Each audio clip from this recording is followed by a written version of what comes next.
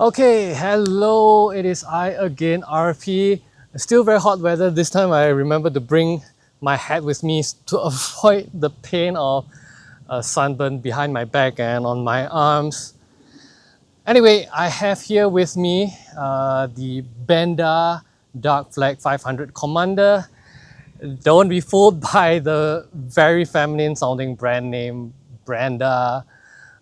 It's been a point of funny discussion on Reddit with regards to its brand name, but I would say, regardless of what you think about its naming convention, the Benda brand can't really be exactly slapped on. Now, Benda is made by a Chinese company called Kiwei. They don't really have the same kind of pedigree as CF Moto or Lonsin that makes Vogue motorcycles, what with their partnership with BMW and all. But in my personal opinion, Kiwei has kind of really put its foot down with regards to pushing their technological capabilities really hard.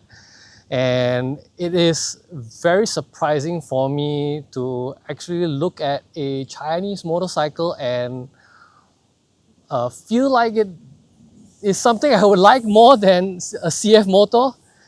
But that is my opinion, so I'm just going to be talking about the rest of this motorcycle in very granular detail to try and explain to you what it packs and what it has, and I will let you think about it for yourself.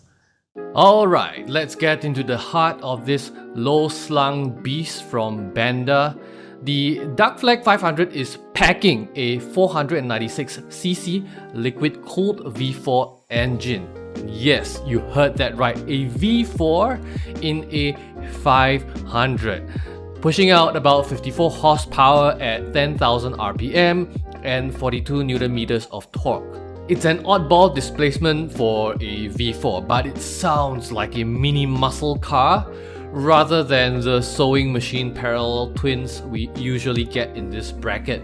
I've spent some time with it and the power delivery is interesting. Most cruisers are about that low-end grunt, but this V4 wants to be wrung out like a sports bike. If you ride it like a lazy Sunday Harley, you'll find it a bit sluggish. But once you pass 6,000 RPM, the engine wakes up and reminds you why V4s are cool. The ride-by-wire throttle is a bit of a mixed bag. There are no riding modes to speak of, and it's a smooth and light experience for long rides. But there's a slight digital hesitation when you snap it open. It doesn't quite dump power on you, but it definitely prefers a decisive wide open or nothing wrist. Handling is incredibly nimble for what it is, highly flickable from side to side, and is surprisingly very confidence inspiring when doing U-turns despite the wheelbase due to how low all that weight is carried. It's also very compact side to side and sits quite low to the ground, and in this age of SUVs and crossovers dominating tiny ass Singaporean and Malaysian roads for some bloody goddamn reason, this is a godsend for filtering through traffic. The clutch is surprisingly lightweight, and likewise the ABS fitted brakes both do a passable job with a light pull. Both levers are also adjustable stock. Having a belt drive also means no need for maintenance or cleaning and no dirty lubricant being flung around the rear wheel and your pants, which is a plus point. The Benda Dark Flag comes with 16-inch rims, stock and balloon tires. These tires are honestly at the moment decent for street use, both dry and wet. Track very well and provide a lot of added cushioning to offset the low amount of suspension travel. The only foreseeable and very subjective issue I can see is that you're kinda stuck with heavy 16-inch cruiser tires, even though I think sportier 17-inch tires like the Road 6 is more fitting for the kind of bike this is. Coming in at a very reasonable 16 liters of fuel capacity, I was more or less getting an economy of about 14 kilometers to a liter driving at peak power, about 70% of it on highways with uninterrupted traffic. You could probably get it to around 15 or 16 kilometers to a liter in a vacuum, but it is doubtful anyone can squeeze out much more as it already uses ignition cutoff controls to conserve energy while idling. This gives the Benda Dark Flag 500 Commander a theoretical range of roughly 224 kilometers if you ride it down to empty.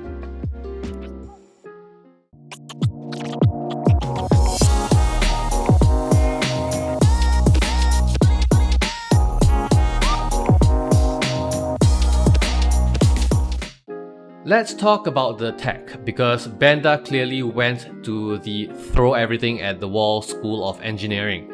The air suspension gives the Dark Flag 3 different seat heights, but in practice there are only 2 settings, high and low. Because the Dark Flag controls all of it automatically with very little allowance for rider settings. At low, the air suspension will drop to 670mm while stopped, and slowly raise it up to 685mm as you move off. At high, the air suspension will be at 685mm while stopped and raise it to 700mm while riding. You also can't change the high-low setting while stopped. You have to actually be on the move to do it, which doesn't really make a lot of sense. On top of that, the Dark Flag doesn't really remember your settings between rides, so when you turn it off, the next time you get back on it, it will default to the low setting again. It also has cylinder deactivation at idle that shuts off the rear 2 cylinders to stop your crotch from roasting in the Singapore heat. It's a godsend at the long red light and will help your pocketbook a little. Cruise control and traction control, it's got them. The TC is a bit intrusive, feeling like a stern parent grabbing your shirt collar the moment the rear tire sees a damp manhole cover. The dash is a circular TFT display. It's stylish and the animations are really cool, but functionally it's a pain. The backlight isn't strong enough to be seen during the day, and ancillary indicators like the TCS light and turn signals don't always go away when it physically is disabled. Many of the messages to tell you the air suspension is airing up and down or that cylinder deactivation is applied are still in simplified Chinese instead of being translated to English for the international market like every other legacy manufacturer does. The fuel gauge is a separate piece of equipment mounted onto the fuel tank itself. First off, this is one of the most inaccurate floats I've seen. You can still have half a tank of gas inside, but it will light up as having only a single pip or 2 left. The LED light indicators used to light up each pip is also barely visible in bright sunlight, making it basically unreadable. The stock machine also comes with a built-in USB-A and USB-C port up front and to the left side near the radiator as well. I don't know how this would affect your phone charging cables due to heat in the long run if you mount them on the handlebars, but at least on the bright side, its position actually allows you to keep your handlebar mounted phones plugged in.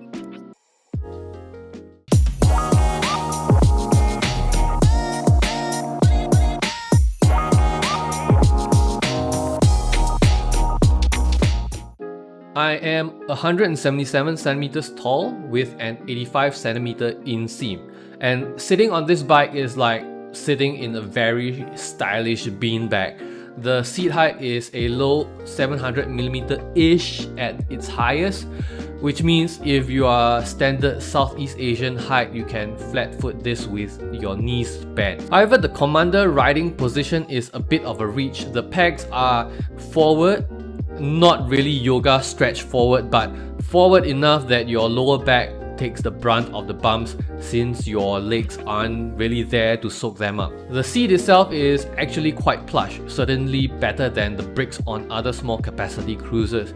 But the real party piece though is the electronically controlled air suspension at the rear. You can literally watch the bike raise and lower itself. It's a great gimmick for the vertically challenged among us, but on the move, it feels a bit bouncy. It's stable on the PIE, but hit a mid-corner bump and you'll feel that 241 kg wet weight, reminding you that physics is still a thing. The heat coming off the V4 engine is also quite something. Very few motorcycles under 600cc apart from super sports have made my legs roast as much as the Dark Flag. This is, however, an expected outcome given the RPMs the engine is running at, and while a point for consideration, shouldn't be considered a deal breaker in my personal opinion. If you're planning a cruise up to Malacca, your butt might thank you, but your spine and leg hairs might have some questions. Stock mirrors are stylish but rather small from a functional perspective for the distance to your face from where it is placed. And because of how the entire bike is laid out following the Harley thought process, turning the ignition requires reaching out to the front on the right side with your key, close to the radiator. And to actually lock the handlebars, it requires going even further up to where the headstock is, and both aren't particularly convenient if you are rushing for time.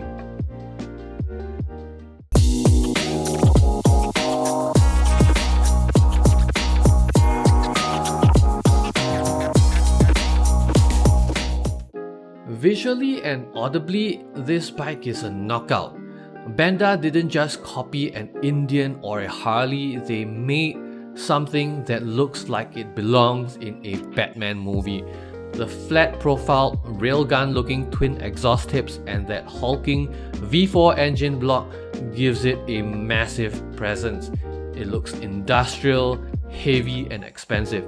If you park this at a coffee shop next to a Rebel 500, the Honda looks like a bicycle.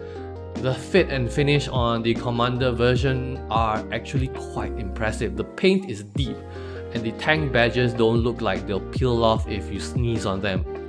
The only detail fault is the radiator. It's a massive black square that ruins the flow of the front end. It's like wearing a tuxedo with Crocs. One thing I actually appreciated, the build quality of the switchgear feels a step up from other contemporaries in this market segment. There's a tactile click here that feels, dare I say, premium.